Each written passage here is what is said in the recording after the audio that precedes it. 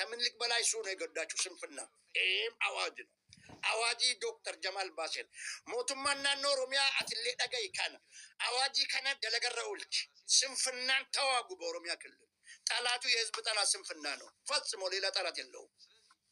ቶክ ያምቦን ነቃ ብየነለ ነመደለክሲሳ ሄዱና አሰሩት። እኔ ተወለድኩበት አካባቢ ራሱ ስንፍና መከራ ሳይተዋል ህዝብን ያዮ ሄዱ። ስንፍና በብዛት አለ። ኢሉባቦር ሄዱ። ስንፍናን ተዋጉ። ህዝብን ንገሩት። ይሄው ምስክር እኔ ነኝ። በህዝቤ ላይ መስክር ያለው ስንፍና ጠላታቸው ነው። ስንፍና በብዛት ያጠቃቸዋል። ኢሉባቦር በተለይ ጂማ፣ ወለጋ ከነ ሁንደ ታሊሱማቱ ዩሚዳ ከነዳበት የታየ ኢተና ነሚሄዱን ጀለ ነሚን ሶሮማ እኒኒ ኢተና ሰው ሀብት ያፈራል። እነሱ ስንፍናው ይወጋ።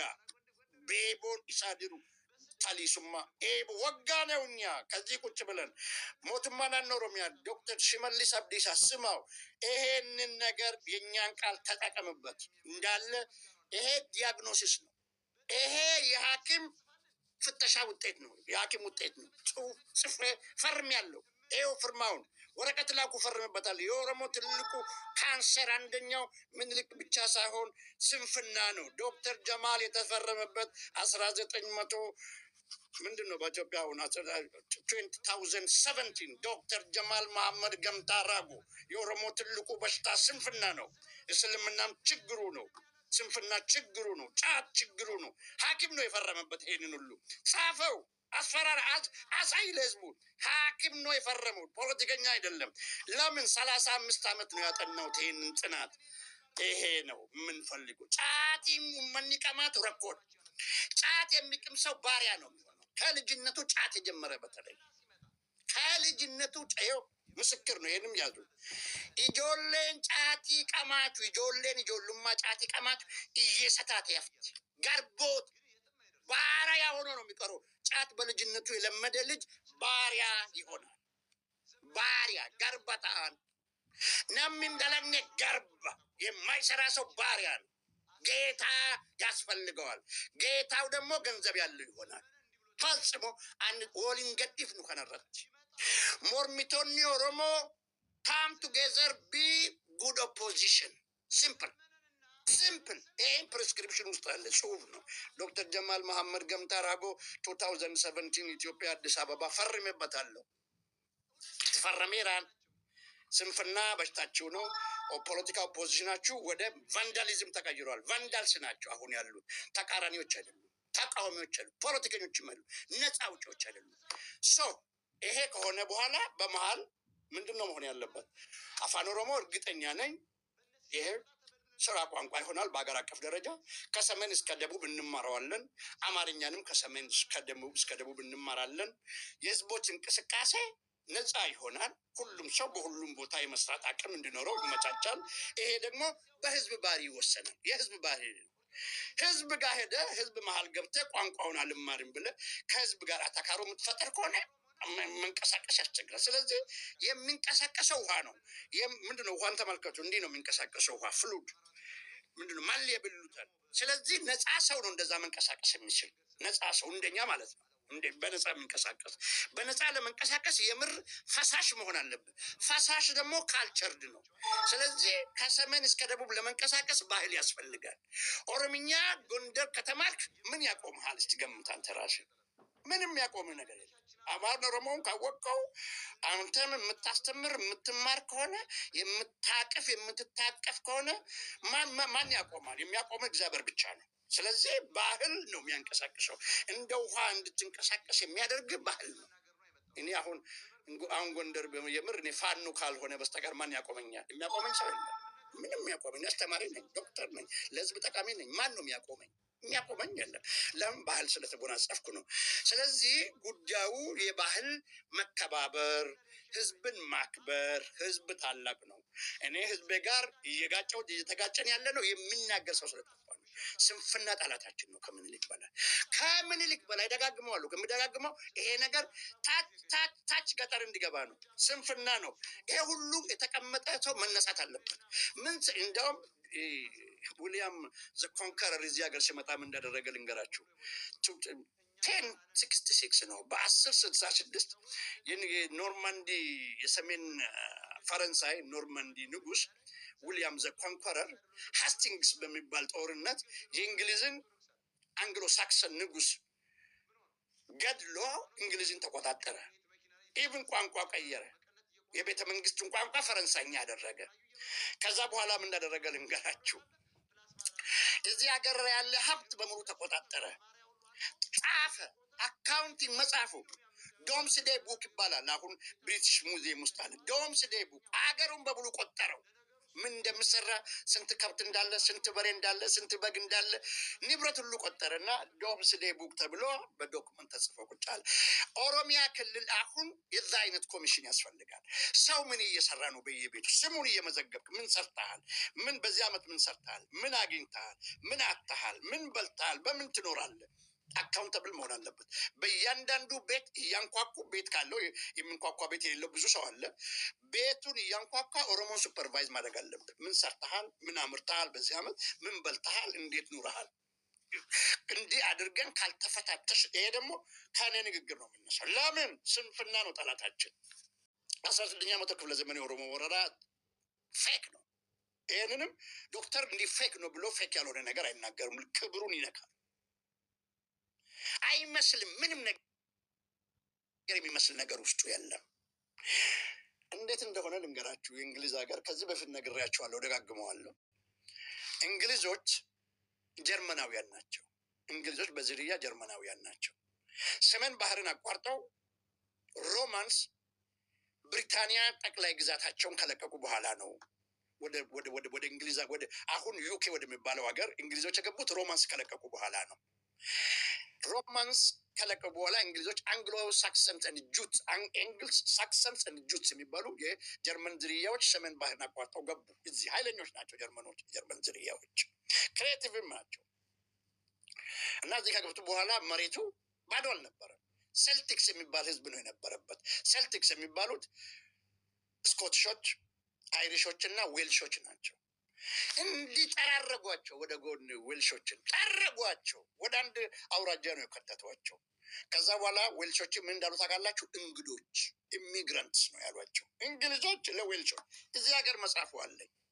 እንግሊዞች ለዌልሾች እንግዶች ናቸው፣ ከውጭ ሀገር ነው የመጡ አሏቸው። እንግሊዞች ለዌልሾች። የዛሬው የዌልሽ ስም ወላ ነው። ወላ ከሚባል አንግሎ ሳክሰን ስም ነው የመጣው። ወላ ማለት እንግዳ ማለት ነው፣ ኢሚግራንት ማለት ነው። ኢትዮጵያ ውስጥ በኦሮሞ ላይ የተፈጸመው ይሄ ነው። ሲምፕል። ኢትዮጵያ ውስጥ በኦሮሞ ላይ የተፈጸመው ይሄ ወንጀል ነው። እንግሊዞች ናቸው የመከሩት ይሄንን ነገር። ይኸው ደግሞ አሉ። በኢትዮጵያ ውስጥ በኦሮሞ ላይ የተፈጸመው የኢሚግራንትና የሰፋሪ ትርክት ከእንግሊዞች የተቀረጸ ነው። እንግሊዞች ናቸው የመከሯቸው። ኢቭን አቢሲኒያን ወደ እንግሊዝ፣ አቢሲኒያን ወደ ኢትዮጵያ ያስቀየሩት እንግሊዞች ናቸው። ለምን? አገሩን በሙሉ እስከታች ኢትዮፕስ ነው ማለት። ኢትዮፕስ ማለት ሆርን ኦፍ አፍሪካ ማለት ነው። እስከ ኢንዲያን ኦሽን ይሄዳል። ይሄንን ሁሉ ክሌም ታደርጋላችሁ ብሎ ለንጉሳውያኑ የመከሩት እንግሊዛውያን ናቸው። እና ምን ለማለት ነው? ዶክመንትን ዓለም አቀፍ ይዘቶችን በማየት ነገሮችን ሲምፕሊፋይ ማድረግ እንችላለን። ፋኖች አሁን ተንጠልጥሎ ሞተዋል። በዚህ 16ኛ መቶ ክፍለ ዘመን ላይ የእንግሊዞችን ታሪክ ብትነግራቸው ፋኖች አያዩትም፣ አይሰሙትም። ይሄ ነገር የተገለበጠ ነው፣ ወንጀል ነው የተፈጸመው። መሬት ለመቀማት የተሰራ ስራ ነው። አውሮፓ ውስጥ በብዛት ተሰርቶበታል። ይሄ ለምሳሌ ሌላ ተጨማሪ ልስጣችሁ። ሮማንስ ኢምፓየር የወደቀው በጀርመኖች ነው። ኖርዘርን ባርባሪያንስ ይባላሉ። ኖርዘርን ባርባሪያንስ የጀርመን ዝርያ ነው። ቴክኒካሊ ታፍ ናቸው፣ ኢንቴሊጀንት ናቸው። 300፣ 400፣ 500 ዓመት ከቦረቦሩ በኋላ ገነደሱት ሮማን ኢምፓየርን። ከወረሱት በኋላ ለሁለት ተከፈሉ፣ ምስራቅና ምዕራብ ተባብለው።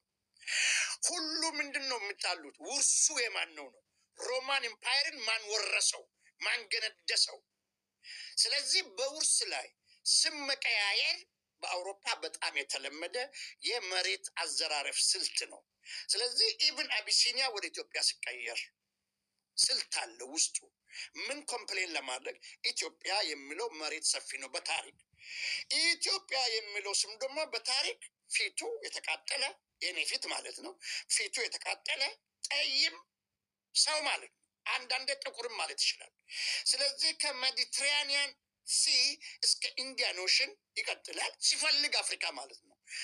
ስለዚህ ስሙ ከአቢሲኒያ ወደ ኢትዮጵያ ሲቀየር ላንድ ክሌም ለማድረግ ነው።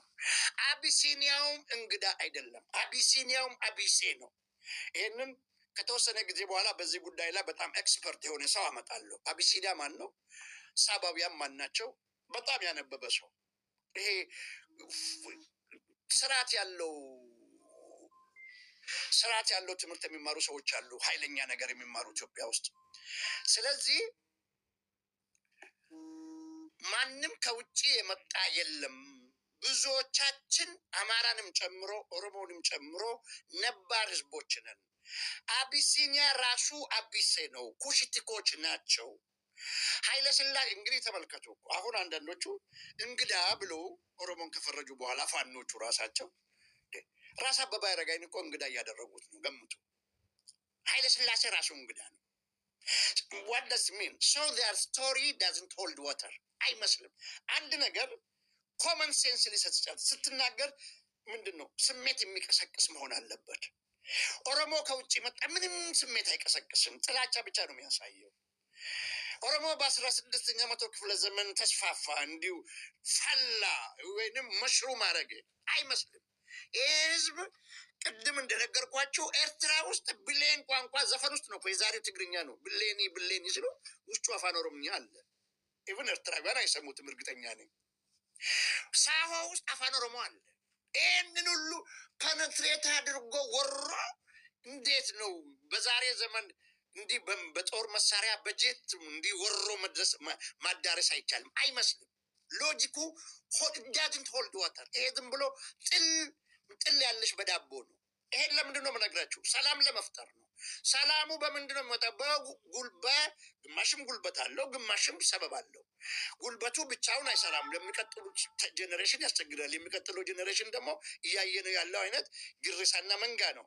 ስለዚህ እኛ ኃላፊነታችን ተወልተን ማለፍ አለብን እና ኦሮሞና አማራ በዘር የተለያየ አይደለም። ትግሬም የተለየ አይደለም። ጥቁር ህዝብ ነው። መጥቶ የሰፈረ ጥቂት ዘር አለበት። ካልቸር ያለው ዶሚነንት የሆነ ክርስቲያን ካልቸር ይዞ መጣ። ዶሚነንት ያደረገው ካልቸሩ ነው፣ ብዛቱና ይገባኛልነቱ አይደለም። ስለዚህ ዛሬ ይሄንን በመረዳት ኢንዲጂኒየስ ህዝብ ጋር አብሮ መኖር ነው። ጓደኞቼ ዛሬ ከኋላ ጽፎ ነበር። እባክህ እንደማል እነዚህ አማርኛ ተናጋሪዎች እኮ ችግራቸው እኩል መሆን አንችልም ነው የሚሉ። እንዴት እንዲህ ትላለህ አሉ። ይሄንን ለኦሮሞ ልንገራቸው። እኩል መሆን ሰዎች ፈልጎ ከአንተ ጋር እኩል አይሆኑም። አንተን ችግርን ማወቅ ያለብህ። ኦሮሞች ችግሩን ማወቅ አለበት። ኦሮሞ ኃይለኛ ሰራተኛ መሆን አለበት። በቃ መልሱ ይሄው ነው። በትምህርት ቤት፣ በስራ ቦታ፣ በፈጠራ ቦታ፣ ኢንዱስትሪ ውስጥ ኃይለኛ መሆን አለበት። ኃይለኛ በጣም ይሰራሉ እነዚህ ሰዎች። ድንጋይ ይፈልጣል ጎንደሬው፣ ትግሬው ድንጋይ መፍለጥ አለብህ። ኦሮሞ እንዴት ታዲያ እነሱ ድንጋይ እየፈለጡ አንተ መሬት አልቆፍር ስትል እንዴት እኩል ይሆናል? ያስቸግራል። ድንጋይ የሚፈልጥ ህዝብ እያለ መሬት አልቆፍርም ያለው ህዝብ እንዴት እኩል ይሆናል? ያስቸግራል። ስለዚህ ድክመቱን ማወቅ ግድ ነው። ድንጋይ ይፈልጣል የትግራይ ልጅ። እንዴት እናድርግ? ድንጋይ ይፈልጣል። ድንጋይ እኛ አፈር አናርሳል። አፈር መፍለጥ አቃተን። እንዴት ይሆናል ይሄ? ስለዚህ ይሄ ያየውን ነገር አለ። ስለዚህ ድንጋይ መፍለጥ አለብህ ነው። ድንጋይ ፍለጥ፣ አፈር ግፋ፣ እረስ፣ ተማር። ትምህርት ቤትም እኮ ስላየው ነው። አንድ ጊዜ ምን እንዳልኩ ልንገራችሁ። ኤርትራዊ ነው። I wish I would not speak this. አንዳንድ ሰዎች እንዲህ ደከምከም ያሉ ሰዎች ዶክተር ሲሆኑ አይቻለሁ። በጣም ደካማ ሰዎች፣ ጤና ረዳት የማይሆን ሰው ዶክተር ሲሆኑ አይቻለሁ። ለምን? ድንጋይ የሚቆፍረው አይነት ሰው ማለት ነው። ድንጋይ የሚቆፍር አይነት ሰው፣ ጤና ረዳት የማይሆን ሰው ዶክተር ሲሆን አይቻለሁ ፈጽሞ። ለምን? በቃ ይሞታታል እንጂ አይለቃትም። የእኛ ሰው ደግሞ እንደዚህ አያደርግም። እንዲህ ፕሮፌሰር መሆን የሚችል ረቀቅ ያለ ሰው አልሰራም ብሎ ሲዋዥቅ አይቻለሁ። እኔ እኔ ኤሌመንተሪ ስኩል ካለፍኩ በኋላ 2 ዓመት ቆይተው ጥሩ ውጤት ያመጣ ልጅ ነበረ። እኔው ከተማርኩበት ትምህርት እናቱ አለቅም አሉት። እናቴ አንድ ልጅ ነው አሉ። አንድ ልጅ አለቅም አሉ። አለቅም በቃ ልጁ ከሳቸው ጋር ቀረ። ከ6ኛ ክፍል በኋላ መማር አልቻለም። እኔን የእናቱ ልጅ ነው የሚሉኝ። የእናቱ ልጅ በጣም ነው የምሰደበው። በእናቴ ልጅነት አላወቁትም ልጁ ከእናቱ ልጅ በላይ መሆኑን። የምር እንደዛ ነበር በልጅነት የምሰደበው። እናቴ በጣም ነው የምትይዘኝ እና የሴት ልጅም የሚብሉኝ አሉ። አይደለሁም አልነበርኩም እኔ። ከዛ ከቤት ተመልሶ ያልተመለሱ ከቤት ወጥቼ ያልተመለስኩ እኔ ብቻ ነኝ። ለምን ርቄ ነው ሄድኩ። ከሴት ልጅ በላይ ነው ሄድኩ። ምን ልላችሁ ነው? ከእናትም ርቀ መሄድ ካልቻልክ፣ ድንጋይ ካልቆፈርክ፣ አሁን ባየሁት አሁን ሰፈር ውስጥ የቀሩ ልጆች እኮ እኔም ፓርቱ ነኝ ማለት ነው። ይኸው ኮኔክት እያደረግኩኝ ነኝ። ስለዚህ ትግሬውም ይሁን አጋዚው ጥቂት አጋዚው እነዚህ ትናንሽ አፍንጫ ያላቸው እንዴት ያለች አፍንጫ አለች እንዴት ማነች እቺ ሴትዮዋን ንገሩኝ። ኃይለኛዋ ሴትዮዋን ንገሩኝ። የትግራይ የህዋት ኃይለኛ ሴትዮ አለች። ምር ወዳታለሁ። ሴቶች እንደዛ ጎበዝ ሲሆኑ ደስ ይሉኛል። ማነች አለች ኃይለኛ ሴት። እሷ አሁን አጋዚ ልትሆን ትችላለች። እና ቦይ ስባት አይነት ሰው አጋዚ ሊሆኑ ይችላል። ለምን ውስጣቸው መራር። ይሄ እኔ እንደውም አፍሪካን ጂን አይደለም እላለሁ። እንደዚህ አይነቱ ጂን ያስታውቃል። ቬሪ ቫዮለንት፣ ቬሪ ዲስክሪሚናቶሪ፣ አሮጋንት ነገሮች አሉ። እነዛዎቹ ዳሊዩትድ የሆኑ ማርያምት ሞንጆሪኖ ሺዝ ለቭሊ ሺዝ ቲፒካል አጋዚ ነች፣ ታስታውቃለች። ኢቭን ራሱ ደብረ ሲሆን አታቸው እንክክንችች ያለ ሰውዬ በቃ እኮ መሪ የሚናገረው ትግርኛ አላውቅም ምን ያህል እንደምናገር። አማርኛ በደንብ አይናገር፣ ሌላ ቋንቋ የለም። ግን ክችም ብሎ ሊሞት ነው ስልጣን ላይ። ይሄ ምንድነው? ደም ውስጥ ነው ያለው። ስለዚህ ነገሩ ምን እየሆነ ነው እያልኳቸው ነው። ዊ አር ዲዞልቪንግ፣ ዊ አር ሜልቲንግ።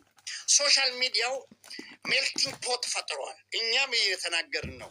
ስለዚህ ኤክስትሪሚዝሙ አያዋጣም። ንጹህ ዘር የለም። እኔስ ማን ነኝ? ማን ያቀኛል? እኔ ከየት እንደመጣሁ አባቴና እናቴን ብቻ ነው በትክክል ማው ታውዘንድስ ኦፍ ይርስ ወደኋላ ዞሬ አላውቅም። እኔ አሁን እናቴ በጣም ቀይ ነች። ኦልሞስት ከኔ ጋር ፈጽሞ አንቀራረብም። የእናቴን የሚመስለው በእግሬ ነው። እግሬና ቅርጽ የእናቴ ነው። ቆንጆ ቅርጽ ነበራት እናት። የእናቴን ቅርጽ ደግሞ አፕሪሼት ማድረግ ጀመርኩ ትልቅ ከሆንኩ በኋላ ነው። ልጅ እየሆንኩ አላውቅም ነበር። እና አሁን እግሬን ሳይ ነው ወይኔ የእናቴ እግር እያልኩኝ። እናቴን እግር በጣም ቆንጆ እግር ነበራት እናቴ። ሳይ ትልቅ ከሆንኩ በኋላ ነው ማየት የጀመርኩ። ምክንያቱም ልጅ ሆነ አታውቅም እንደዛ አይነት ነገሮችን። ኦሮሞና አማራ